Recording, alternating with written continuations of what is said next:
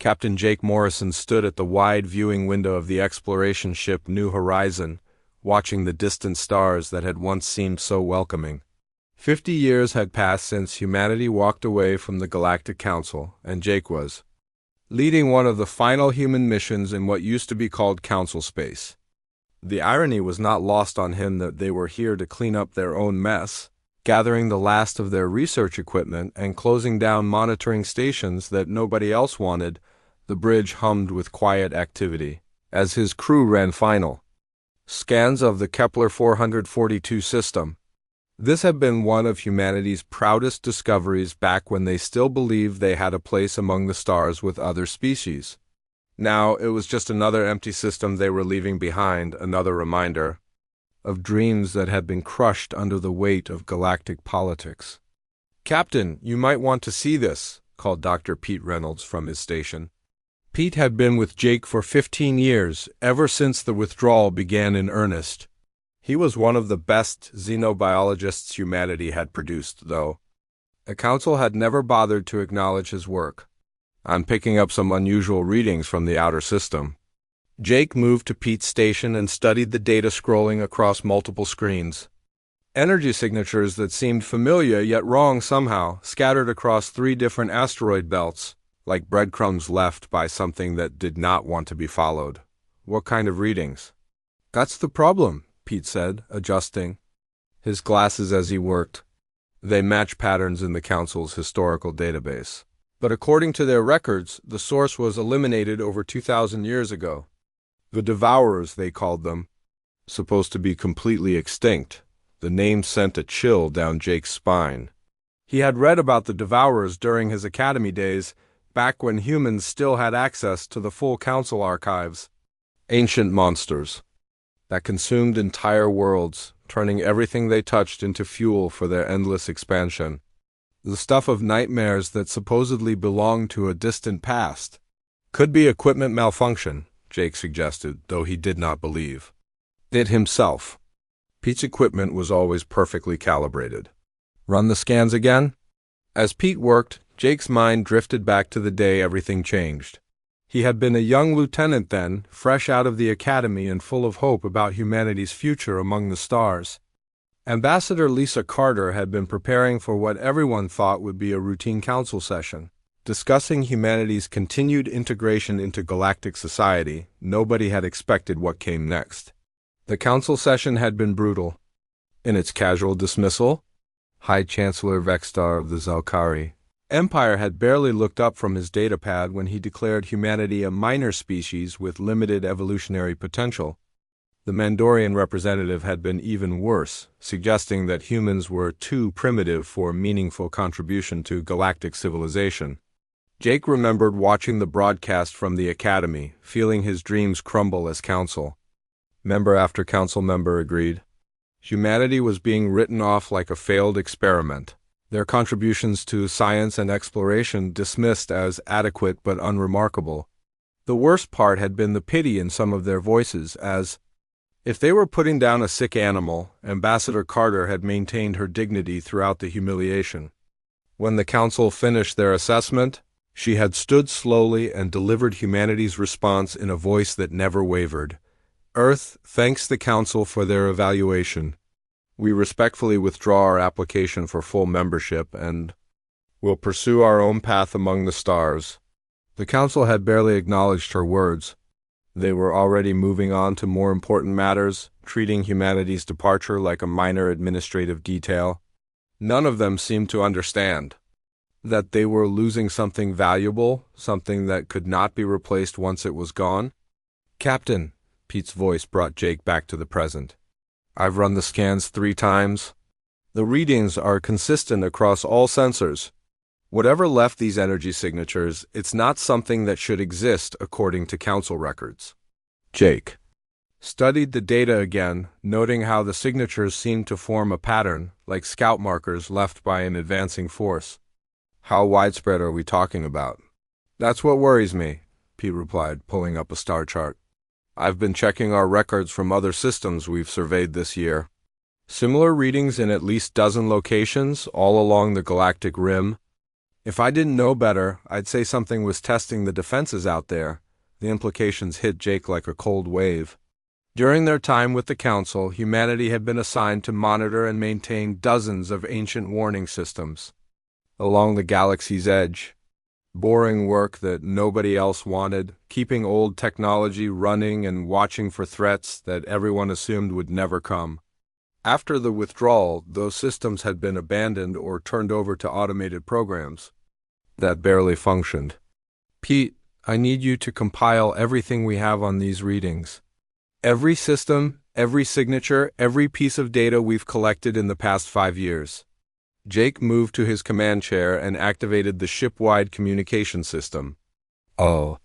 Hans, this is the captain. Prepare for immediate departure from the Kepler system. We're heading home.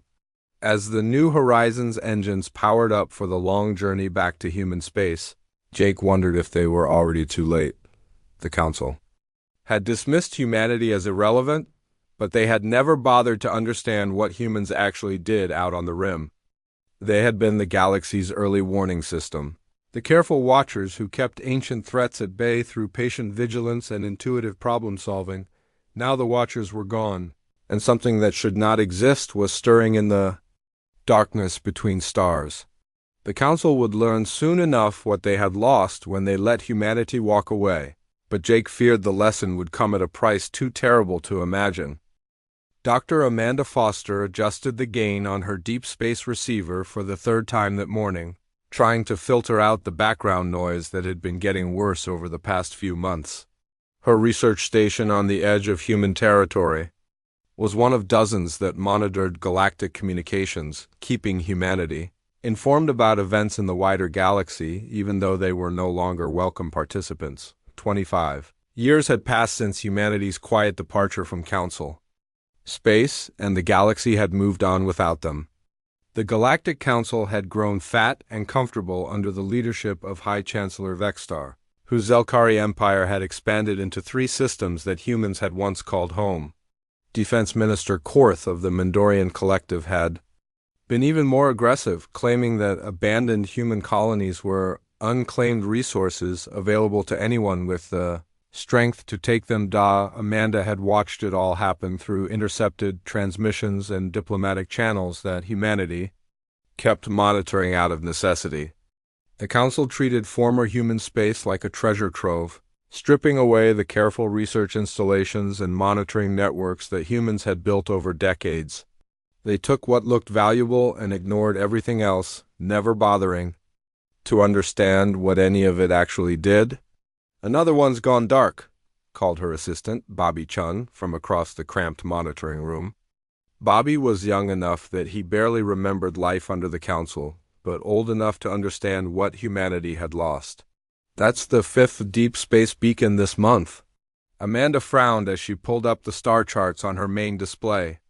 The failing beacons formed a pattern along the galactic rim, each one representing a gap in what had once been a comprehensive early warning system. When humans had maintained these networks, equipment failures were rare and quickly repaired. Now they were dropping offline regularly, and nobody seemed to care. "Run a diagnostic on our own equipment," she told Bobby. "I want to make sure we're not missing anything due to hardware problems." While Bobby worked, Amanda's mind drifted to the reports she had been compiling for Admiral Steve Walsh back at headquarters.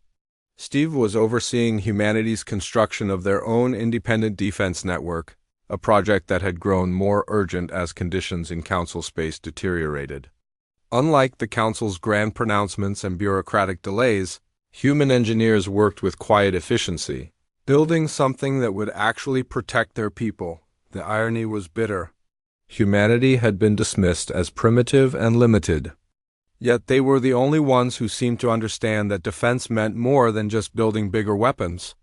It meant paying attention to details, maintaining systems that others found boring, and preparing for threats that might never come. The Council had inherited their defense networks from previous civilizations and assumed they would run forever without proper care. "Dr. Foster, you need to see this." Bobby's voice carried an edge of worry that made Amanda look up from her charts. "I'm picking up a transmission from Council space, but it's encoded with protocols that shouldn't exist anymore." Amanda moved to Bobby's station and studied the data stream scrolling across his screen. The transmission was definitely coming from deep within Council territory, but it was using communication codes that had been classified as obsolete for over a century. Even stranger, the signal seemed to be originating from multiple points simultaneously, as if something was trying to activate a network that most people had forgotten existed. Can you decode it? Amanda asked, though she suspected she already knew the answer. Those old communication protocols had been designed by species that were extinct long before humans ever reached the stars. Partially, Bobby replied, his fingers dancing across the control interface. It's a status query, I think. Something is asking for system reports from installations across the outer rim. But the weird thing is, most of these installations should be automated. They shouldn't need external queries to function. Amanda felt a chill run down her spine as the implications became clear. During their time with the Council, humanity had been assigned to oversee dozens of ancient monitoring stations and defense platforms. The work had been considered menial by other species, suitable only for a junior member with limited capabilities. What the Council had never understood was that these systems required more than just routine maintenance. The ancient technology was incredibly sophisticated, but it had been designed by minds that thought differently than modern galactic species. Humans, with their intuitive problem-solving approach and willingness to experiment, had developed an almost symbiotic relationship with the old systems. They could coax functionality from equipment that others found incomprehensible, keeping networks running that would have failed under purely automated control. Bobby, I need you to trace the source of these queries, Amanda said, already reaching for her secure communication link to Admiral Walsh, and start monitoring all the old Council frequencies. If something is trying to wake up the ancient networks, we need to know about it. As Bobby worked, Amanda composed her priority message to headquarters. The Council's arrogance had blinded them to the consequences of letting humanity walk away. They had assumed that automated systems could replace human oversight, never realizing that some things could not be reduced to simple programming. Far away in Council space, archaeologist Zephron of the Alterian Science Collective was discovering the same disturbing truth. His research into the failing defense networks had uncovered records that painted a very different picture of humanity's role in galactic security. The humans had not been performing menial maintenance work as everyone had assumed. They had been serving as caretakers for technology that required organic intuition to function properly. Zephron's reports to the Council had been filed away and ignored, dismissed as theoretical concerns that had no bearing on practical politics. The Council was too busy dividing up former human territory to worry about esoteric archaeological findings. They had bigger fleets and better weapons than humanity had ever possessed. What could go wrong? Amanda's communication link chimed as Admiral Walsh's reply came through on the encrypted channel. Understood, increasing monitoring on all frequencies. Our own network construction has been accelerated. Keep watching the Council frequencies and report anything unusual immediately. As Amanda confirmed the message, she wondered if humanity's quiet preparation would be enough. They had learned not to depend on others for their protection. But the galaxy was vast, and the Council's blindness was creating vulnerabilities that could threaten everyone. The ancient systems had been built to guard against something specific. And if they were failing, that something might still be out there in the darkness between stars. Captain Ruth Baker had been patrolling the edge of human space for 3 years, and she had never seen anything like the ship that appeared on her sensors that morning. The vessel was massive, yet seemed to shift and flow like liquid metal, its surface covered in patterns that hurt to look at directly. Her patrol ship Defiance was fast and well armed by human standards, but compared to this thing, it felt like a rowboat facing a hurricane. Captain, I'm reading energy signatures that don't match anything in our databases, reported her weapons officer Danny Price, his voice tight with controlled fear. The hull composition is completely unknown, and it seems to be absorbing our sensor scans rather than reflecting them. Ruth studied the tactical display with growing unease. The alien ship hung motionless in space, but somehow she could feel its attention focused on them like the gaze of a predator sizing up its prey. Every instinct she had developed during her years in space was screaming at her to run, but she needed to gather intelligence first. Humanity's survival might depend on understanding what they were facing. Launch a probe for detailed scans, but keep us at maximum range, she ordered, and prep the jump drive for emergency departure. The probe had barely traveled half the distance to the alien vessel when something reached out and caught it. Not a tractor beam or any kind of energy field that Ruth recognized, but something that simply made the probe stop existing as a separate entity. One moment it was there on her screens, the next it had become part of the alien ship's hull, absorbed like a drop of water falling into an ocean. "Captain, that thing just ate our probe," Danny said, his professional calm finally cracking. "It didn't destroy it or capture it, it absorbed it completely." Before Ruth could respond, the alien ship began to change. Parts of its hull started to reshape themselves, and new structures grew from its surface like cancerous tumors. Within minutes, it had sprouted what looked like weapon ports and sensor arrays, all based on technology from Ruth's own probe. "It's learning from what it absorbed," gasped her science officer, Linda Hayes, as she watched the transformation through her instruments. "The probe's memory banks, its sensor data, even its basic construction materials, it's incorporating everything into itself." Ruth realized with sick certainty that they were looking at something from humanity's darkest legends, something that should have remained buried in ancient history. The Devourers had returned, and they were every bit as terrifying as the old record suggested. "All power to engines, emergency jump in 10 seconds. She commanded, but even as she spoke, she could see new ships materializing around them. The original vessel had somehow called others, or perhaps it had simply divided itself into multiple threats. Each one was different. Shaped by whatever it had consumed during its long journey through the void, the Defiance jumped to hyperspace. Just as energy beams lanced through the space where they had been floating, Ruth's ship shook violently as the jump field destabilized, damaged by whatever exotic radiation the alien weapons had produced. For a terrifying moment, she thought they might be torn apart between dimensions, but her engineer managed to stabilize their trajectory. When they dropped back into normal space near the human colony of New Eden, Ruth immediately sent priority alerts to every military installation within range. The message was simple but devastating. The Devourers had returned. They were adapting to modern technology, and they were moving toward inhabited space. Far across the galaxy, the first Council worlds began to disappear.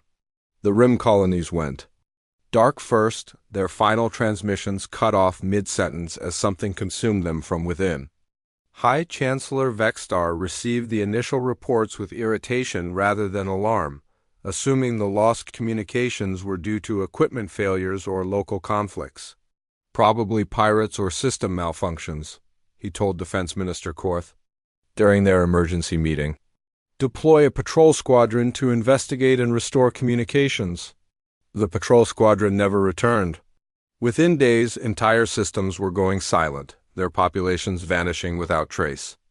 The few automated beacons that continued to function sent back images that made no sense, worlds stripped bare of all organic matter, their surfaces covered in the same flowing metal substance that witnesses described on the attacking ship's engineer. Carl Thompson had been working on humanity's frontier defense stations when his deep space sensors started picking up massive energy signatures moving through Council space.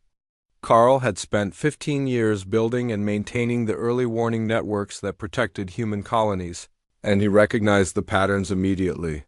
Something enormous was consuming everything in its path, growing stronger with each world. It devoured. "Sir, you need to see this data," Carl told Admiral Walsh during their secure communication session. "These energy readings suggest we're dealing with something that converts matter directly into usable resources. Every world it consumes makes it larger and more powerful." Admiral Walsh studied the readings with grim understanding. The ancient defense networks that humans had once maintained were not just early warning systems. They had been containment barriers, designed to keep something specific locked away in the void between galaxies. Now those barriers were down, and humanity's former partners were paying the price for their arrogance. How long until it reaches core council worlds? Walsh asked. At current expansion rate, maybe 6 months, Carl replied. But sir, that assumes it maintains a steady pace. If it encounters heavily populated systems, it could accelerate exponentially.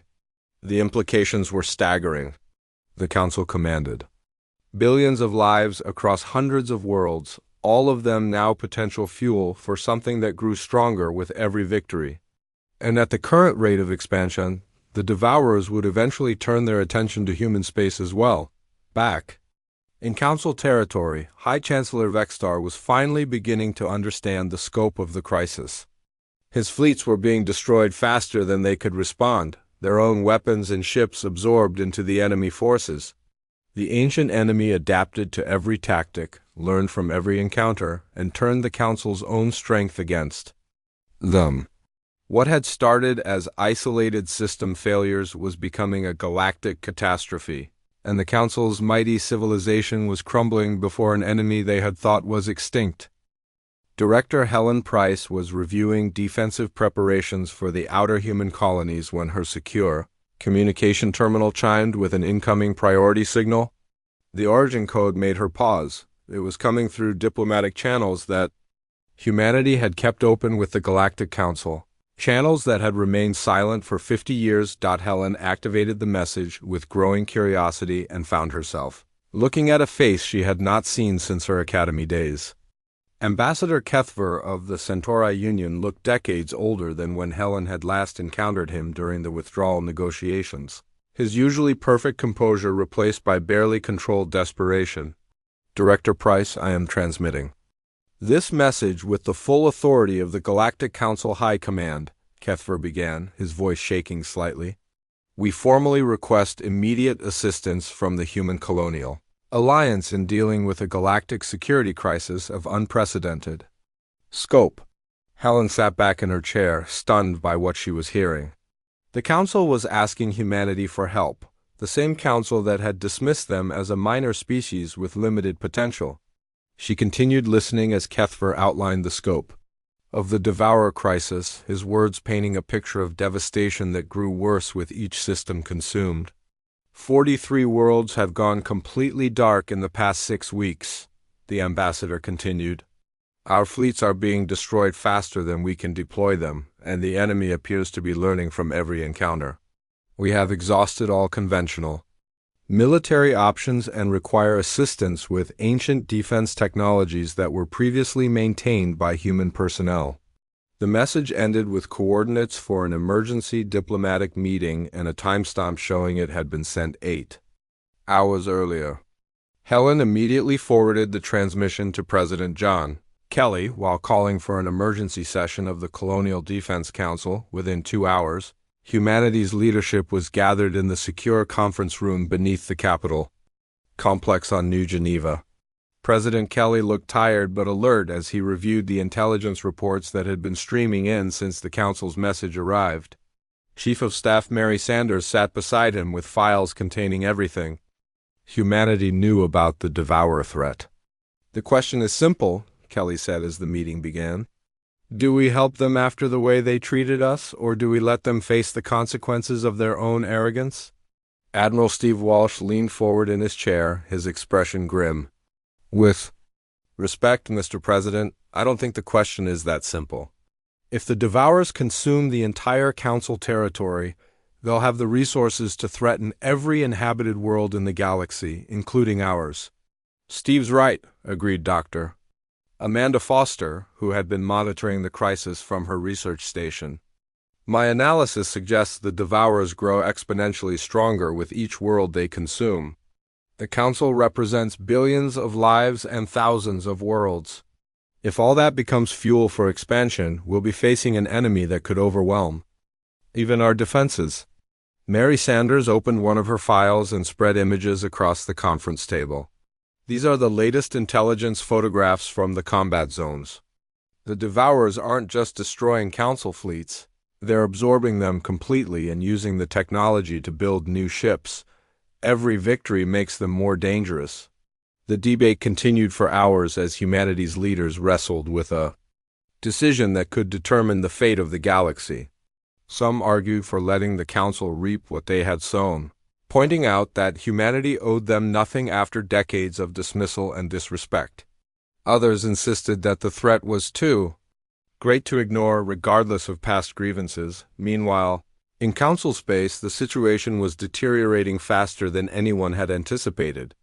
High Chancellor Vextar stood in his command center watching tactical displays that showed the steady collapse of galactic defenses.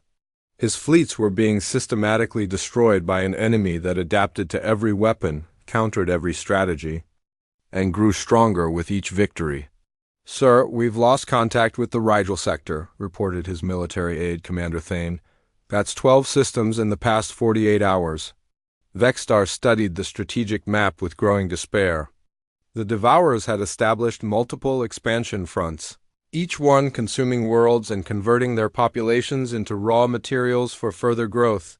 The ancient enemy was not just winning, it was accelerating toward an inevitable victory that would consume everything."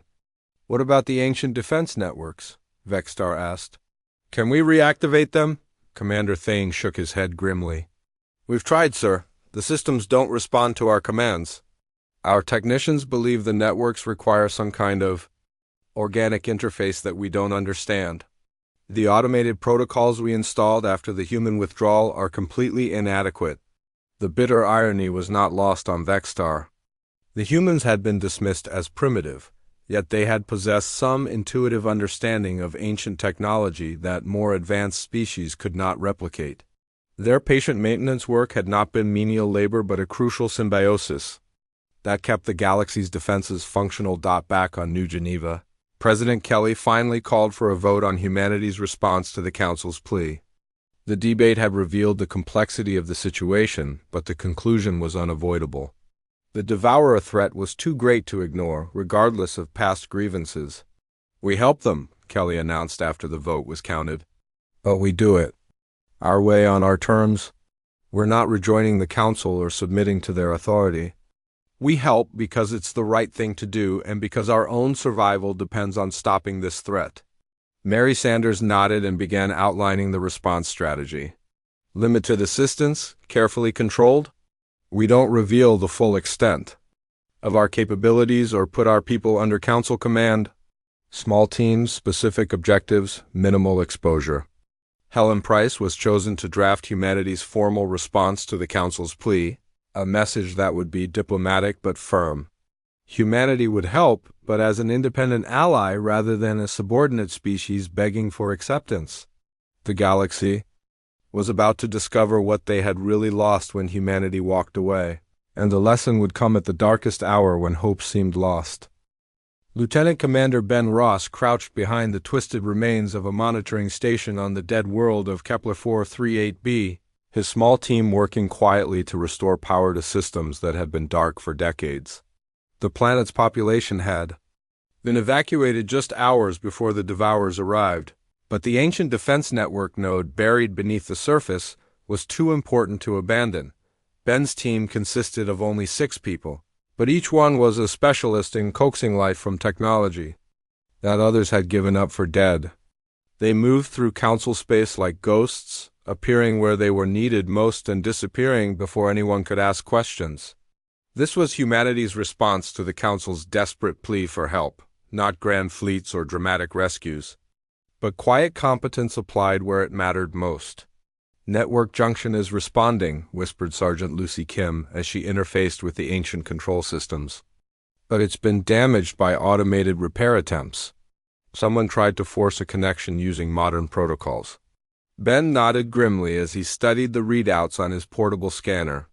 The Council's technicians had tried to brute force their way into systems that required finesse and intuition, causing damage that would take hours to repair. It was typical of the arrogance that had created this crisis, the assumption that superior technology could overcome any problem through sheer force. "How long to restore full functionality?" Ben asked quietly, aware that Devourer scouts could appear at any moment. "Maybe 4 hours if we're lucky," Lucy replied. her hands moving steadily over controls that most species would find incomprehensible. The ancient builders designed these systems to work with organic minds, not automated processes. We need to convince it to trust us again. While Lucy worked her technical magic, Ben monitored communications from the dozens of other human teams operating throughout Council space. Each team had been assigned critical nodes in the ancient defense network, points where human intuition could restore functionality that had been lost when automation took over. The work was dangerous and largely invisible, but it was having an effect that the Council's leaders were only beginning to understand. Admiral Steve Walsh coordinated the operation from his command center in human space, tracking the progress of each team while analyzing intelligence reports from the front lines. The Devourer advance had been unstoppable for months, consuming everything in its path and growing stronger with each victory. But something had changed in the past week, and the ancient enemy was encountering resistance for the first time since its return. "Sir, we're getting reports that Devourer scout ships are being destroyed before they can report back to the main force," reported his aide, Captain Frank Torres. "The ancient defense platforms are coming back online across multiple sectors." Walsh studied the tactical displays with satisfaction. The Council's leaders probably thought their own efforts were finally bearing fruit, but Walsh knew better. His people were out there in the darkness, working miracles that would never be credited to humanity. It was exactly what he had expected from his teams, and exactly what the galaxy needed. In Council space, High Chancellor Vexstar was indeed confused by the sudden improvement in their situation. Defense platforms that had been silent for decades were suddenly springing back to life, coordinating with each other in ways that his technicians claimed were impossible. Ancient warning systems were detecting Devourer movements and relaying information to fleet commanders who could finally respond effectively. "Commander Thane, what's causing these systems to reactivate?" Vexstar demanded. "Our teams reported that restoration was impossible without human oversight." Commander Thane looked uncomfortable as he reviewed the latest reports. "Sir, our technicians are claiming credit for breakthrough repairs, but honestly, we don't understand how these systems are coming back online. It's almost like someone is working on them remotely." The truth was simpler and more humbling than the Council wanted to admit. Humanity was saving them, but doing it so quietly that most Council members would never realize what had happened.